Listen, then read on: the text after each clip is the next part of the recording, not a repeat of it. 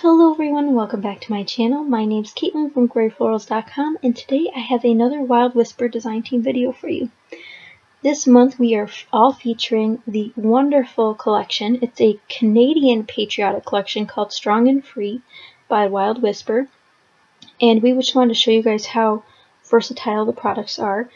Obviously, most of you probably know, I don't live in Canada, but the B side of these papers, as I would call them, are absolutely beautiful. This floral, I just briefly showed you all of them, but the floral is my favorite paper ever. I don't think I'll ever be cutting into it. I'm going to frame it and put it on a wall because I love it so much. I love that floral. I'll also be using some of the Wild Whisper Adventure pieces from their Pocket Page collection pack. So I'll be doing a bunch of things with those as well. And we do have a special guest on today's episode. This is my cat. Her name is Honey. She stays for a while. She really wanted to be pet, so I thought I'd leave it in because she's so cute. Yeah, she does stay for a while, doesn't she? She's all happy. I have two special guests that like to help me out, especially on top of my desk. This is my one cat, Honey, and I also have my other cat, Ted, who has made appearances in a couple of videos. So now that those cuties are out of the way, we can dive back into this layout. So I decided to use this gray and white striped background, and the gray stripes have this texture to them that I really like, and I thought they worked perfectly with this photo of my boyfriend in front of this weathered sign for the trail we were about to go on last summer. And I also got the idea to use these border strips because I thought they'd go well with the color scheme I want to do here. So I have this beautiful leaf paper. I'm trying to decide which one I want as the background, but I do stick with the gray and white stripe, and I will use this leaf background pattern paper as well on my layout. I did speed up a lot of this video because parts of it are very lengthy for no reason. You'll see in a little bit what I mean by that, because I do a lot of fussing, and I wanted to leave it in, but I also wanted to make sure that it wasn't too long of a video.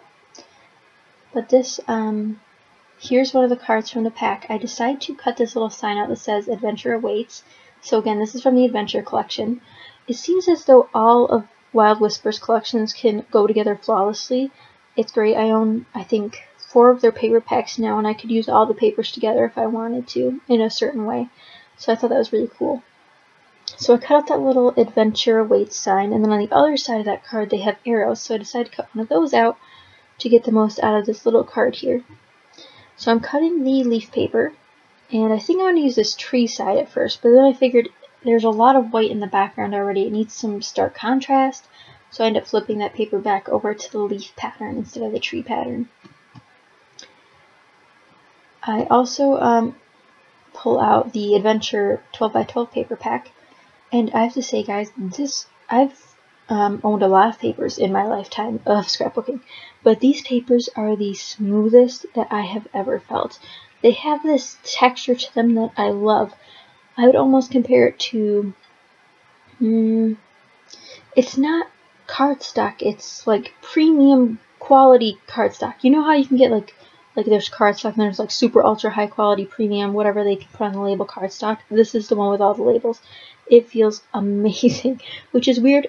Really weird to say about a paper. I'm not gonna lie, it sounds weird. But if you guys haven't tried out Wild Whisper's papers, you have to try them out. Or their Pocket Page cards. They're made out of the same materials, so they're just as high quality, just as thick, which is nice. I know a lot of Pocket Page cards tend to be very flimsy. These ones are not. Very nice quality stuff here. They are a Canadian company, so all of you in Canada can rejoice because they are a local company you can support. And to all of my United States friends like myself, Wild Whisper does make beautiful products. I cannot express that enough. So this is a part that I ultra sped up. I do a lot of gluing and fussing. So what I do decide on here is to pull out this card from the Adventure pack that says Wild, and my camera cut out, so we missed a little bit, but I just cut that down from the 3x4 to a 3x3, so it fit better. I also tucked a doily into the top portion of my photo to add a little bit more interest. I pull out these sticker packs to try to figure out a title. I ended up not adding another title. I think the Wild portion is good enough. I really love this card. I hated to cut it, but I really wanted it to fit on this layout, which I thought was really cute. I do pull out one rub-on from my stash that's from Cosmo Cricket. And this is also another part that's really sped up because 1, rub-ons take forever. 2, gluing down everything takes forever. 3, I always realize that I am so bad at gluing things down after the fact. Like that dark green leaf paper is not on straight. It's just not. I can dream that it is so. So I just glued all the main pieces down, realizing that I forgot to glue my little sign down. That's one problem I have with laying everything out and then gluing it down. I tend to miss something. So now I'm just laying down this rub-on that's from my stash. It's a dark brown, which I like how that pulls it out of the photo some more. So really just a lot of papers from different collections for Wild Whisper going on. Like I said before, I do believe that their collections flow well together. I have different themed ones, like there's one that's about home, and then I have one about nature, and then one about love, and one about independence, and it's just really nice. So then I thought it's a great idea to use the stencil from their shop, which is actually designed by Southern Ridge Trading Company, I believe. It's called Pop Fizz or Fizz Pop or something like that. And to do some mixed media while my layout's almost completely done.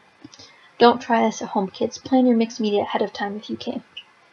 This is a very dangerous game I'm playing here. I could ruin the entire layout in one sitting. But I'm just using some silver modeling paste and putting that on a couple different spots in my layout to bring out the gray tones in the background and just add a little bit of hint of silver. This will also tie in with the sequence that I'm going to pull out later. Actually, I already have them set aside there, but I pull out the Adventure Pack sequins, the Crushin' on You, I think they're called, the purple sequin pack, and also the Focus on You sequin pack, the brown and blue one. I think that's Focus on You. That's the one paper collection I don't own.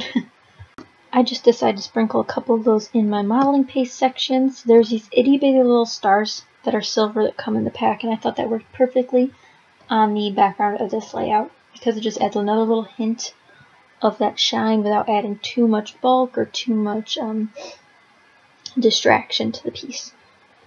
So I used some brown ones, some light green ones, and then some silver ones.